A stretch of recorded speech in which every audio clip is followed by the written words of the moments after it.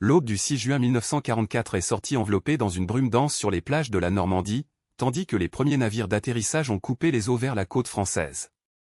Dans ces bateaux bondés, des soldats américains ont serré leurs fusils contre leur poitrine, dont beaucoup protégés par des couvertures imperméables contre l'humidité salée et la tension qui planait dans les airs. Du haut de leur bunker en béton, les Allemands ont regardé l'horizon, confiants dans leur défense méticuleusement planifiée, leur entraînement rigoureux et, surtout, dans leurs armes éprouvées. Ce qu'ils n'ont pas imaginé, c'est que les soldats qui ont progressé à travers la panne transportaient avec eux une innovation capable de redéfinir pour toujours le combat d'infanterie. Alors que les troupes allemandes dépendaient de leurs fusils à boulon précis mêlant, carabinés 98K, qui nécessitaient un mouvement manuel entre chaque tir, les Américains portaient un pistolet qui a répondu à la vitesse des doigts dans la gâchette. Le M1 Garand était sur le point d'aller dans l'histoire, et les soldats allemands, qui ont initialement déprécié ce « jouet américain », découvriraient bientôt la manière la plus dure à mesure que la guerre a évolué. Mais l'histoire de ce fusil révolutionnaire n'a pas commencé sur les champs de bataille européens, mais dans les ateliers et testé les polygones d'une Amérique en temps de paix, où un ingénieur réservé, né au Canada, a travaillé tranquillement pour transformer l'avenir des conflits armés. John Cantus Garand est venu au monde le 1er jour de 1888, à Saint-Rémy, une petite communauté agricole du Québec, à seulement 27 km de Montréal. Son enfance a été marquée par une privation et des changements constants. À 11 ans, une tragédie a secoué la famille Garand, la mort de sa mère a laissé son père seul pour élever 13 enfants sur une propriété modeste. Face à cette responsabilité écrasante, la famille a pris une décision difficile, quitter le Canada et demander un nouveau départ aux États-Unis.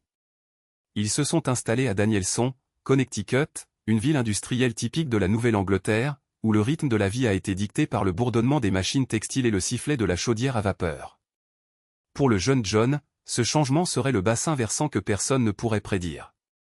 Alors que ses frères aînés étaient employés dans des usines de tissus qui ont dominé la région, son esprit agité a été captivé par les mécanismes qui ont déplacé ses opérations industrielles. À 12 ans, il travaillait déjà comme bobine dans un tissage dans la ville voisine de Jowett. Les voyages étaient exhaustifs, mais John a trouvé fasciné pour les systèmes mécaniques qui l'entourent. À intervalles, il a étudié les ingénieurs à vapeur, les engrenages et les appareils complexes qui ont maintenu l'usine en fonctionnement. Ses superviseurs se sont vite rendus compte que ce garçon avait un cadeau inhabituel à comprendre et à améliorer, qui a fonctionné de la même manière pendant des décennies. Bien qu'il n'ait jamais fréquenté une école d'ingénierie, son expérience pratique dans les usines lui a donné quelque chose de plus précieux, une intuition vive pour rendre les systèmes mécaniques plus efficaces, plus résistants et plus puissants. Là, il a appris sur la pression de vapeur, les relations de transmission et les principes de transfert d'énergie qui seraient plus tard fondamentaux pour leur projet d'armes. Surtout, il a constaté que chaque défi mécanique avait une solution, tant qu'il y avait de la créativité et de la persistance. Au fil des ans, John a élargi ses connaissances au-delà du secteur textile. Il a travaillé comme tourneur mécanique, fabricant d'outils et d'instruments de précision, jusqu'à ce qu'il soit embauché par le célèbre Brown & Sharpe à Providence, Rhode Island, une entreprise synonyme d'excellence dans les instruments de haute précision. C'est là qu'il a contacté les normes strictes requises dans les applications militaires. Au cours de cette période de formation, sa passion pour les armes à feu a prospéré. Le début du XXe siècle était une ère effervescente pour le développement d'armes. Récent. L'invention de la poudre à canon sans fumée avait révolutionné les munitions, permettant des cartouches plus puissantes avec moins de suie et de flash. Les mitrailleuses deviennent de plus en plus sophistiquées, et les stratèges militaires ont déjà réalisé que les guerres futures seraient surmontées par ceux qui pourraient se concentrer davantage sur la puissance de feu plus efficacement. John a commencé à expérimenter avec des projets d'armes à feu pendant son temps libre, rejoignant sa connaissance des machines industrielles avec une compréhension croissante de la mécanique balistique et des armes. À 18 ans, il avait déjà enregistré 2 brevets, un singe à vis télescopique et une machine à bobine automatique. Ces premières inventions ont révélé leur capacité à voir des problèmes mécaniques sous de nouveaux angles et à créer des solutions ingénieuses. Lorsque les États-Unis sont entrés dans la Première Guerre mondiale en 1917, il a vu la chance de contribuer. A soumis un projet de mitrailleuse légère à la marine américaine. Bien que la proposition ait été rejetée, les policiers ont été tellement impressionnés par leur talent qu'ils lui ont offert un poste vacant en tant que concepteur d'armes. Cette opportunité changerait non seulement sa trajectoire, mais le cours même de l'histoire militaire. Initialement emballé au Bureau of Standards de Washington DC, John a été transféré après 1 an et demi à l'armurerie de Springfield dans le Massachusetts, le cœur du développement des armes légères des États-Unis. Pour lui, c'était comme avoir accès à un paradis mécanique. Cependant, l'armurerie a fait face à une crise existentielle. Pendant la Première Guerre mondiale, je n'avais pas répondu à la demande de munitions et de fusils de l'armée, forçant les militaires à dépendre des fournisseurs britanniques et français. Cet échec a secoué la réputation de l'institution et a soulevé des doutes quant à la capacité de l'industrie américaine des armements pour les guerres modernes.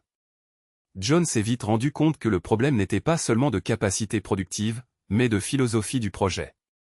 Le fusil Springfield M1903, la principale arme américaine depuis le début du siècle, était excellent pour son époque, précis, fiable et durable. Cependant, il reflétait un état d'esprit du XIXe siècle. Comme le fusil Mauser allemand, c'était une arme de boulon, qui a nécessité le soldat une séquence manuelle entre chaque tir, soulever le levier, retirer le boulon pour éjecter le boîtier, faire avancer une nouvelle cartouche, fermer la chambre puis viser et tirer à nouveau. Entre les mains d'un tireur qualifié, le processus pourrait être rapide, mais a toujours limité la cadence du tir à des moments critiques. Chaque coup a obligé le soldat à pousser ses mains sur la détente et à viser, brisant le flux naturel du combat. Mais le problème ne se limitait pas au fonctionnement manuel, M1903 était un chef-d'œuvre de l'artisanat militaire, conçu pour être fabriqué par des maîtres avec des techniques traditionnelles. Chaque fusil exigeait des dizaines de pièces à main, montées avec une précision de millimètres par des travailleurs spécialisés. Ce modèle a bien fonctionné en temps de paix, lorsque l'armée avait du temps et du travail qualifié. Cependant, la Première Guerre mondiale avait démontré une vérité gênante, les guerres modernes n'ont pas été gagnées avec des parties d'artistes forgés d'artisans, mais avec des millions d'armes produites dans une ligne de montage par des travailleurs spécialisés semi-spécialisés à un rythme industriel.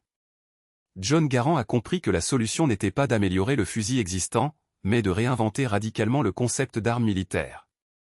Inspiré par son expérience avec les machines à vapeur et les systèmes automatisés, il a visualisé un fusil qui profiterait automatiquement de sa propre énergie pour recharger automatiquement, éjecter la cartouche d'occasion, en portant un nouveau et en préparant le pistolet à la prise de vue suivante. Le tout sans que le soldat n'ait à retirer son doigt de la déclencheur ou à détourner ses yeux de la cible. L'idée de fusil semi-automatique n'était pas nouvelle, depuis la fin du XIXe siècle, les inventeurs du monde entier ont tenté de maîtriser cette technologie. Mais la plupart des prototypes se sont heurtés à des problèmes chroniques. Ils étaient trop fragiles pour le champ de bataille, si complexes qu'ils deviendraient inutilisables avec un grain de sable, ou si imprécis qu'ils ne servaient à rien d'autre qu'à gaspiller des munitions. Le défi était clair, créer un système suffisamment simple pour être produit en série, suffisamment robuste pour fonctionner sous une pluie de balles et de boue, et suffisamment précis pour atteindre une cible à des centaines de mètres. En 1919, nouvellement arrivé au Springfield Armory, Garand commence à esquisser ses premières idées.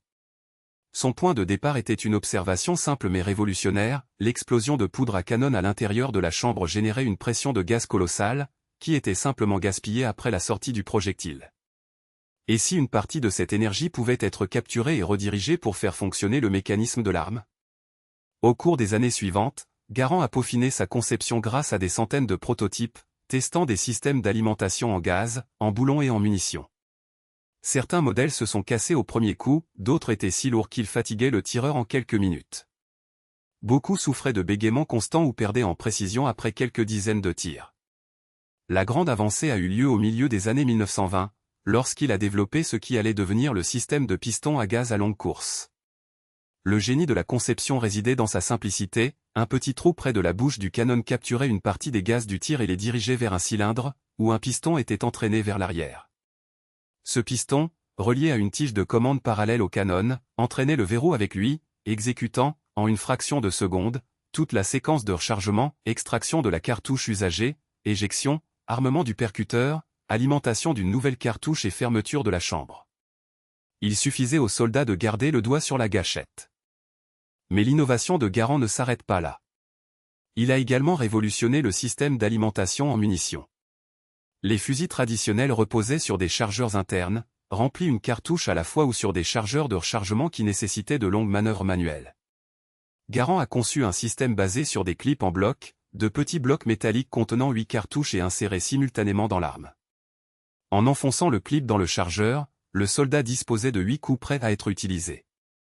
À chaque tir, une cartouche était retirée du chargeur, lorsque le dernier a été éjecté, le clip vide est automatiquement sorti avec un clic caractéristique et le verrou est resté ouvert, signalant visuellement qu'il était temps de recharger.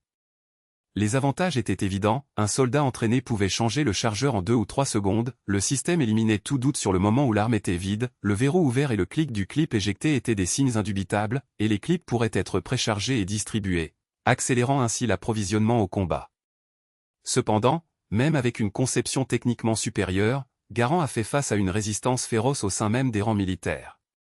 Les officiers vétérans de la Première Guerre mondiale, habitués aux fusils à verrou, se méfiaient de cette innovation. Ils affirmaient que les soldats gaspilleraient leurs munitions en tirant trop rapidement, qu'un mécanisme aussi complexe échouerait dès le premier jour de combat, que la fabrication et la maintenance seraient d'un coût prohibitif. Le débat le plus féroce a tourné autour du calibre. Le prototype Garand original utilisait une cartouche .276, plus légère et dotée d'une balistique supérieure à la cartouche .30-06 standard, adoptée par l'armée depuis 1906. Les tests militaires ont prouvé que le plus petit calibre offrait une plus grande précision, moins de recul et un meilleur contrôle, idéal pour un tir rapide. Mais en 1932, le général Douglas MacArthur, alors chef d'état-major de l'armée, prend une décision qui va changer le cours du projet, il ordonne l'abandon immédiat du .276 et l'adaptation du fusil au .30-06. La justification était pragmatique, l'armée disposait de gigantesques stocks de munitions .30-06, héritage de la Première Guerre, et toutes les mitrailleuses. Ravisso a utilisé la même cartouche. Le changement a forcé Garand à la refonte des composants critiques. Le plus puissant. L'ajout de poids et de complexité a retardé le développement en mois, mais Garand a persisté. Il savait que derrière la bureaucratie, il y avait une logique indéniable. En temps de guerre, la logistique surmonte souvent l'ingénierie. Jusqu'en 1932, le résultat de cet effort inlassable a été le fusil semi-automatique T1E2A en 0,30-06, soumis à des tests brutaux qui ont simulé les pires conditions de combat. Enterré dans le sable, submergé dans de l'eau salée, congelé à des températures polaires et tiré des milliers de fois sans nettoyage, le T1E2 a fait une distinction. Sa fiabilité était impressionnante, elle a fonctionné là où d'autres prototypes ont échoué. Sa précision rivalisait avec celle des meilleurs fusils à boulon, et sa cadence de tir. Sa cadence de tir était plus que triple par rapport à celle offerte par des fusils militaires conventionnels. Un soldat entraîné pourrait tirer entre 40 et 50 tirs précis par minute avec le semi-automatique, tandis que les fusils à boulon étaient limités à 15 ou 20. Cette supériorité n'était pas seulement théorique, c'était un avantage tactique qui redéfinirait le champ de bataille. Le 3 août 1933, l'armée des États-Unis a officialisé le projet John en tant que fusil semi-automatique, calibre .30, M1. Mais l'adoption n'était que la première étape. La production, ce serait le vrai défi. Les installations d'armurerie de Springfield fonctionnaient toujours avec des méthodes artisanales du siècle précédent, inappropriées pour la fabrication de masse d'un fusil aussi complexe. John ne faisait pas seulement projeter une arme à feu, il réinventait sa propre industrie des armes américaines. Il a développé des techniques d'usinage innovantes, créé des outils spécialisés et formé une nouvelle génération de travailleurs pour maîtriser les tolérances millimétriques requises par un semi-automatique. Ce travail, bien que moins glorifié, était aussi révolutionnaire que la conception du M1. Après tout, il n'y a aucun intérêt à une arme lumineuse si elle ne peut pas être produite à l'échelle. La production a commencé lentement en 1936 avec seulement quelques unités par jour. Mais à mesure que les travailleurs ont acquis de l'expérience et que les processus ont été perfectionnés, le rythme s'est accéléré. En 1940, Springfield a déjà fabriqué des centaines de M1 par jour, avec des plans pour se développer radicalement si la guerre atteint l'Amérique. Pendant ce temps, de l'autre côté de l'Atlantique, les chefs militaires allemands ont observé le développement américain avec curiosité, mais sans souci. L'armée allemande était bien équipée du 98 à carabiné, une version perfectionnée du légendaire Mauser 98, qui a servi les forces germaniques depuis la fin du XIXe siècle.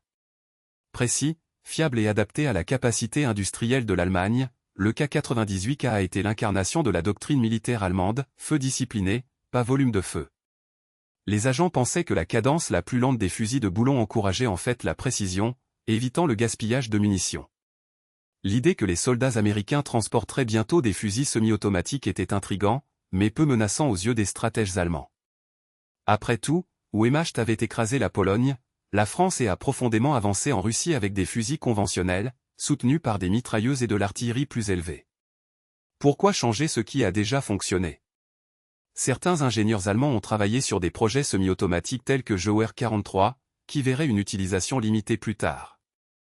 Mais ces programmes ont reçu une priorité très faible. La croyance était inébranlable, des soldats bien formés, armés de fusils de boulon et soutenus par un feu lourd, ont formé la combinaison idéale de puissance et de logistique. Cette confiance serait bientôt soumise au laboratoire le plus implacable de tous, le vrai combat contre un ennemi avec une supériorité de feu individuelle. Alors que la production de M1 a gagné en vitesse en 1940 et 1941, un confrontation approchait, qui révélerait la véritable valeur de l'innovation de John Garand. L'attaque de Pearl Harbor le 7 décembre 1941 a instantanément transformé la fabrication de fusils d'un programme en temps de paix en un besoin critique de guerre. Springfield Armory a commencé à fonctionner 24 heures sur 24 avec 3/4 de travail ininterrompu. Des contrats supplémentaires ont été signés avec Winchester, et de nouvelles usines ont émergé pour répondre à une demande écrasante. Jusqu'au début de 1942, les soldats américains ont commencé à recevoir M1 en nombre important. Les programmes de formation devaient être reformulés à partir de zéro pour enseigner la manipulation et la maintenance du nouveau fusil. De nombreux anciens combattants et instructeurs, fixés à la simplicité des fusils de boulon, ont résisté au changement.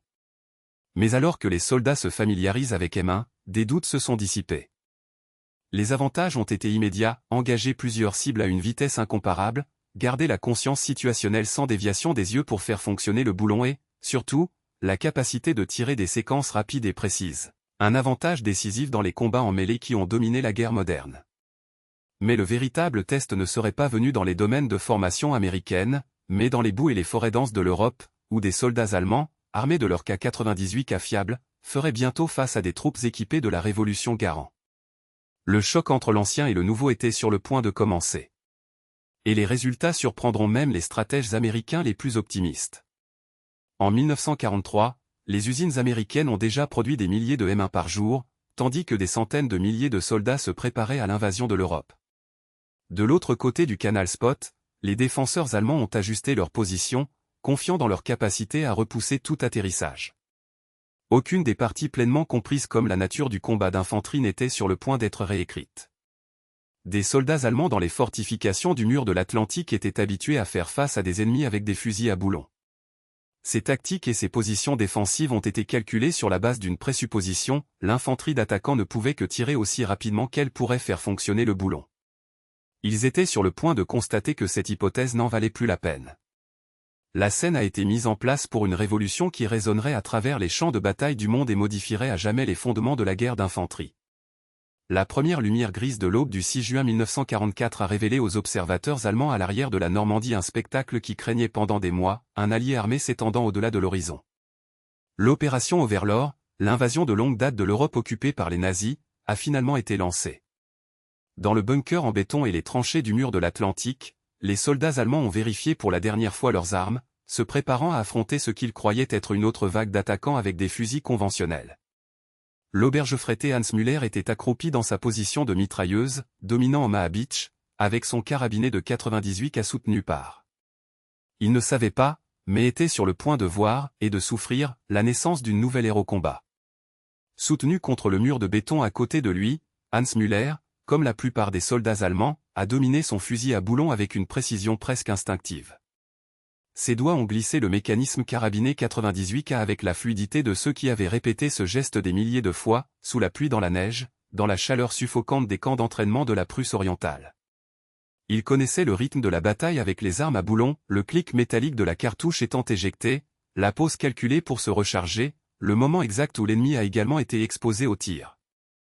C'était une chorégraphie mortelle mais prévisible, où chaque seconde parmi les coups de feu pouvait être explorée par ceux qui savaient compter les rythmes du cœur de l'adversaire.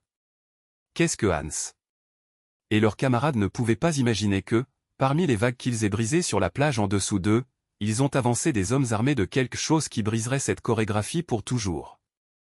Lorsque les rampes du bateau d'atterrissage sont tombées avec un coup de sourd et que les premiers soldats américains ont émergé dans le sable trempé, un nouveau son a coupé l'air, une fissure sèche, répétitive et presque mécanique. Ce n'était pas le tac-tac irrégulier des fusils britanniques Leefield, ni le seul plan et écho de la Mosin soviétique Nagant. C'était quelque chose de plus rapide, plus implacable, le rugissement caractéristique de M1 Garand. Le caporal Robert Chen, du 1er bataillon de la 1re division d'infanterie, a serré le fusil contre son épaule tandis que l'eau salée lui brûlait les yeux. Il s'était entraîné avec ce poids de 4,3 livres pendant plus d'1 an, jusqu'à ce que la recharge devienne une réflexion. Maintenant, avec ses doigts raidis par le froid et l'adrénaline palpitant dans ses veines, il savait que chaque seconde le dirait. Lorsque le premier tir allemand a plu au sable à ses pieds, Shen n'a pas hésité, il a appuyé le déclencheur, 2, 3 fois en succession rapide, les cuivres en laiton volant sur le côté avec un ping métallique distinctif. Dans les premiers instants, la réaction allemande était de désorientation, pas de peur. Entre le tonnerre des mitrailleuses MG42 et les cris des blessés, de nombreux défenseurs du mur de l'Atlantique pensaient qu'ils écoutaient le feu coordonné de diverses armes, pas le travail d'un seul soldat. Le Oberleutnant Friedrich Wiber, commandant d'un secteur de défenseurs d'Omaha à Omaha, décrirait plus tard dans son rapport, capturé par des alliés plus tard, le sentiment d'être attaqué de pelotons entiers, alors qu'en fait il n'y avait qu'une demi-douzaine d'Américains avec leurs garants. Il a ordonné à ses troupes de se concentrer sur les prétendues positions ennemies de mitrailleuses, juste pour découvrir, horrifiés, qu'il n'y avait pas de mitrailleuses, c'étaient des fusils. Des fusils qui ont tiré comme s'ils n'avaient jamais eu besoin de recharger. L'avantage tactique a été immédiat et brutal. Alors qu'un soldat allemand a pris environ 5 secondes pour éjecter une cartouche, en insérer un autre et viser, suffisamment de temps pour un Américain avec M1 tirant 5 fois, les défenseurs de la plage retournaient par un volume d'incendie qui a remis en question la logique de la guerre qu'ils connaissaient. Le sergent William Thompson de la 29e division a été connu de toute façon à partir du moment où sa section a été arrêtée sous le feu d'un bunker à 200 mètres de la ligne de flottaison. Avec les Old Springfield, disait-il plus tard, nous devions tirer, nous retirer et prier pour que les Allemands diminuent suffisamment le temps de la tête pour faire avancer quelques mètres. Mais avec les garants, nous avons créé un mur de plomb. Ils ne pouvaient pas soulever la tête pour viser à droite, car nous jetions des balles vers eux plus rapidement qu'ils ne pouvaient flasher. L'impact psychologique était aussi dévastateur que le tactique. Des soldats allemands habitués au rythme de la guerre des conneries ont été soudainement vus devant un ennemi qui a continué à tirer. Il n'y avait pas de pause à respirer, pas d'intervalle prévisible pour se lever et riposter.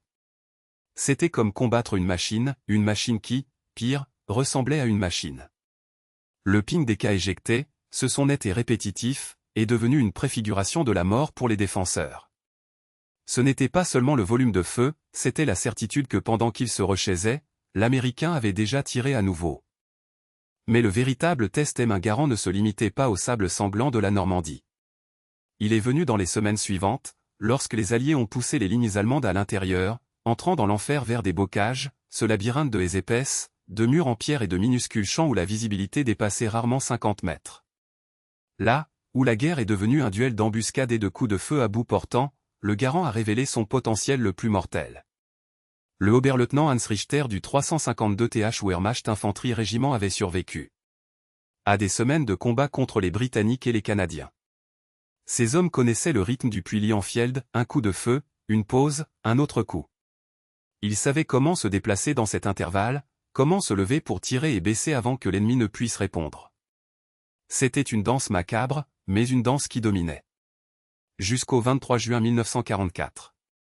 Ce jour-là, près de 40 ans, les troupes de Richter occupaient un homme renforcé de pierre, avec des équipes d'hommes armés espacées tous les 60 mètres. Lorsque les Américains ont émergé au bord de la campagne, les Allemands se sont levés comme d'habitude, prêts pour le duel méthodique habituel. Mais ce qu'ils ont trouvé n'était pas un échange de pneus, c'était une inondation. Les Américains n'ont pas tiré dans des rafales espacées, ils ont versé des balles. Là où il devrait y avoir une pause à recharger, il n'y avait que plus de coups. Feldwebel Klaus Hoffmann, un vétéran du front oriental, jurerait plus tard les interrogateurs alliés qui, à la première minute de combat, considéraient comme attaquer des mitrailleuses légères. Ce n'est que lorsqu'il a examiné les fusils capturés des Américains morts qu'il a compris, ces hommes portaient chacun la puissance de feu d'une équipe. La doctrine allemande du feu et du mouvement à tirer, se penchez-vous vers la recharge record avant la cadence du M1. Il n'y avait plus de fenêtre d'opportunité. Il n'y avait pas de temps pour respirer. Le calcul froid de la guerre a révélé une vérité brutale, les mouvements de survie précédemment garantis sont maintenant devenus des peines de mort. Les soldats allemands ont trouvé dans le feu croisé que le temps entre le levage, la visée et le tir d'un seul coup avec leur KR-98 a été suffisant pour un marine américain, armé d'un M1, s'écrasant 3, 4 ou même 5 balles en réponse. Ces courtes secondes d'exposition au piment tolérable dans le rythme des fusils de râteau, une invitation à l'annihilation lorsque l'ennemi pouvait répondre avec un ciel précis avant que le tireur allemand ne puisse même pas se recharger. L'effet a été plus dévastateur dans les rencontres fortuites si appelées, ces affrontements soudains entre de petites patrouilles perdues dans le réseau dense de la Normandie, des vergers, des vergers, des vergers. Oberfeld-Webel France Müller du 9th SS Panzer a décrit l'un de ces affrontements près de Villars-Bocage en juillet 1944. Sa patrouille de 8 hommes progressait à travers une route pécheresse typique de la région lorsqu'il a rencontré une formation américaine de taille similaire. Dans le combat conventionnel, ce type de confrontation a suivi un script connu, le tir initial, les deux côtés se refait en panne, les manœuvres pour gagner un avantage. Quiconque pourrait concentrer plus de tirs ou occuper de meilleures positions en a fait le meilleur. Mais ce jour-là a écrit une autre histoire. L'instant où les deux groupes ont repéré, ils ont ouvert le feu simultanément. Les Allemands, avec leur KR-98K, ont tiré leur premier tir et ont immédiatement commencé à manipuler les boulons pour se recharger. Dans les quelques secondes qui ont conduit à éjecter le K et à introduire une nouvelle cartouche, les Américains avaient déjà déchargé une demi-douzaine de balles en réponse. Müller se souviendrait après que le combat ait duré moins de 30 secondes, un clin d'œil sur l'échelle de la guerre. Dans l'intervalle, leurs hommes ont réussi à tirer moins de 20 tirs. Les Américains, à leur tour, ont volé entre 60 et 70 balles. 6 des 8 soldats de sa patrouille sont morts ou blessés. Il n'a survécu lui-même que parce qu'il se jetait dans un fossé de drainage au premier estampillé, restant immobile jusqu'à ce que les Américains suivent. Des rapports comme celui-ci se multiplient alors que les forces alliées avançaient à l'intérieur des terres. Les parties de combat d'été allemandes de 1944 ont répété des incroyants, la même découverte, l'infanterie américaine a brisé un volume de feu qui bordait le surnaturel. Les commandants d'unités ont supplié plus de mitrailleuses et d'armes automatiques, tout ce qui pourrait équilibrer ce désavantage écrasant. Mais c'était dans le ruin. Ceux de Norman Cities 40 ans, Saint-Lô, Cherbourg-Dette et Mingarand ont révélé son pouvoir plus mortel. Dans les environnements urbains, où les coups de feu ont été échangés 20 et 30 mètres, la capacité de lancer rapidement et avec précision pas un avantage, c'était la différence entre la vie et la mort. Hauptmann Wilhelm Fischer, devant une entreprise défendant les approches de Cherbourg, avait préparé ses positions selon la doctrine, les bâtiments en pierre renforcés, les lignes de feu calculées, les grenades et les armes d'assaut de combat corporel. Mais le premier contact avec les Américains armés M1 a réduit leur tactique aux cendres. Lorsque les marines ont progressé, les Allemands ont essayé de répondre avec des prises de vue soigneusement ciblées aux fenêtres et aux portes. Mais la capacité des représailles des Américains avec de multiples tirs précis en quelques secondes a rendu ces positions non durables. Qui a osé s'exposer à des tirs a été immédiatement étouffé par un rideau en plomb qui ne lui a même pas donné le temps de se recharger. La tactique classique a déclenché et abrité une illusion, avant que le soldat allemand ne puisse battre en retraite, l'Américain avait déjà creusé une demi-douzaine de balles où sa tête avait été un moment auparavant. Pire, M1 a permis à un seul tireur de maintenir un tir suppressif continu, libérant ses compagnons pour flanquer et avancer. Dans les fusils à boulons, la suppression de l'ennemi nécessitait le feu coordonné de plusieurs hommes ou l'utilisation de mitrailleuses. Avec Garand, un soldat seul pouvait remplir l'air suffisamment de balles pour immobiliser une position entière, tandis que le reste de l'équipe a manœuvré pour l'attaque. La réponse allemande a été rapide mais insuffisante. Les commandants de champ ont pleuré pour plus de Sturmgewehr et le substance du substance pour compenser l'infériorité. Wehrmacht a accéléré le développement de STG-44, un fusil de vol capable d'un feu sélectif, mais sa production est restée dérisoire, la plupart des soldats ont continué en fonction du KR-98K obsolète. Les tactiques ont été ajustées de force, au lieu de contester des tirs à la distance moyenne, les Allemands ont commencé à hiérarchiser les grenades, les vols de foudre et l'utilisation massive des mitrailleuses et de l'artillerie pour étouffer le feu américain avant de devenir mortels. Mais ils étaient des correctifs tardifs. La supériorité de M1 avait déjà réécrit les règles de combat. Et lorsque Paris a été libéré en août 1944, le fusil américain a de nouveau prouvé qu'il était le seigneur de la guerre moderne. Le sergent d'état-major Michael O'Brien de la 4e division d'infanterie a décrit les combats dans la banlieue orientale de la ville, les Allemands avaient érigé des barricades et des nids de résistance aux intersections. Avec des fusils à boulons, a-t-il admis, nous devions coordonner chaque mouvement, en utilisant le feu de couverture de plusieurs hommes pour supprimer chaque position avant de progresser. Mais avec les Garand, chaque soldat était sa propre section de soutien. Nous pourrions avancer plus rapidement en petits groupes, car un homme seul avait le avant de demander une équipe entière. L'impact psychologique était aussi dévastateur que le tactique. Rapport de renseignement allemand à la fin de 1944 répété, à l'armée, la même conclusion, la supériorité du feu américain redéfinissait la guerre. Certains documents ont explicitement mentionné la cadence des fusils américains et comment il a démantelé les défenses allemandes. Oberst Heinrich Wagner, du 716 th Infanterie Régiment, a renvoyé un rapport au haut commandement au. Un rapport envoyé au siège du groupe Beermik en septembre 1944 a synthétisé, avec une préoccupation croissante, l'expérience allemande face à l'infanterie américaine. Le document n'a laissé aucune place pour le doute, les fusils semi-automatiques de l'ennemi lui donnent un avantage décisif dans le combat des petites unités.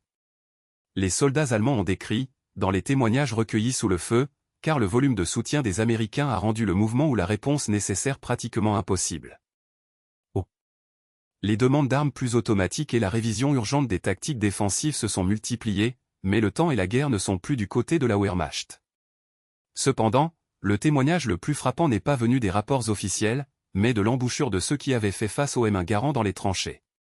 Les équipes de renseignement alliées, lorsqu'ils interrogent les prisonniers allemands, sont tombés sur un schéma révélateur, le respect puissance de la foyer américaine. De nombreux vétérans de Wehrmacht ont admis avoir appris, au détriment du sang, pour éviter les confrontations à moyenne distance, exactement où la cadence de Garand était implacable. Gérité Otto Schneider, capturé près de Bastogne en décembre 1944, était exhaustif dans sa déclaration « Nous avons commencé à craindre le feu des fusils américains. Quand nous avons entendu cette fissure rapide, fissure, crac, crac, nous savions qu'ils étaient, avec leurs armes automatiques. » La bataille des Ardennas, entre décembre 1944 et janvier 1945, serait le test définitif, et brutal, de cette supériorité technique. Dans l'enfer gelé de la forêt, où la neige et la glace ont puni les hommes et les machines, les soldats américains ont dû faire face à la dernière offensive allemande de la guerre dans des conditions inhumaines. Les munitions, l'épicerie et les fournitures médicales faisaient défaut. Chaque cartouche devait être dépensée pour une précision chirurgicale, mais la pression des vagues d'assaut allemandes nécessitait un volume de feu capable de briser son élan. C'est alors que M1 Garand s'est avéré une fois de plus la bonne arme au bon moment. Le sergent James Patterson de la 101e division aérotransport, défenseur de Bastogne pendant le siège allemand, a décrit la situation avec une clarté de coupe « Nous étions entourés, avec des stocks sur le bord. Chaque tir devait compter, mais nous avions également besoin de suffisamment de feu pour arrêter les attaques. Lorsque nous avons dû sauver des munitions. » Les Allemands qui ont progressé sur Bastogne et d'autres positions américaines pendant l'offensive ont rencontré le même dilemme tactique qui les a poursuivis depuis le jour, uniquement aggravé par l'hiver et la préparation défensive des Américains. Même avec les troupes d'élite, les armes améliorées et l'élément surprise, Wehrmacht a heurté une vérité incontournable, la combinaison d'un feu semi-automatique, d'une formation supérieure et d'une résilience logistique était un obstacle inégalé. Lorsque le printemps de 1945 a scellé le sort de l'Allemagne nazie, l'héritage de M1 Garand était déjà écrit dans le sang et l'acier. L'infanterie américaine avait toujours dominé les combats à petite échelle, et la capacité de feu rapide de Garand avait été l'un des piliers de cette suprématie. Mais l'impact du fusil était au-delà des statistiques de bataille. Le général George S. Patton, connu pour son dédain au demi-mot, n'a pas hésité à proclamer le M1 comme le plus grand implément de combat jamais conçu. Ce n'était pas une exagération rhétorique. C'était la reconnaissance qu'une seule arme avait redéfini les paramètres de la guerre d'infanterie, transformant la relation entre le soldat et le champ de bataille. Les Allemands, qui ont initialement déprécié Garand comme un autre, jouet américain, ont appris de la douleur qui sous-estime l'innovation de l'ennemi pourrait être une erreur fatale. Le son caractéristique des coups de feu, cette fissure métallique qui a rescuté à travers les champs de l'Europe, pas juste marqué la défaite du Troisième Reich. Il a annoncé le crépuscule d'une époque, celui des fusils de boulon manuels, remplacés par des armes qui ont placé la puissance de feu automatique entre les mains de chaque combattant. Et l'héritage M1 ne se terminerait pas avec la reddition allemande. Les leçons extraites de leur conception et l'ego façonnerait le développement d'armes légères pendant des décennies. L'Union soviétique répondrait avec SKS puis par l'emblématique AK-47. Les forces de l'OTAN adopteraient des fusils de feu semi-automatiques et sélectifs en fonction des mêmes principes. Garand lui-même resterait en service actif dans la guerre de Corée, où, dans les montagnes glacées de la péninsule, il prouverait à nouveau sa résistance dans des conditions qui paralysaient des armes plus modernes.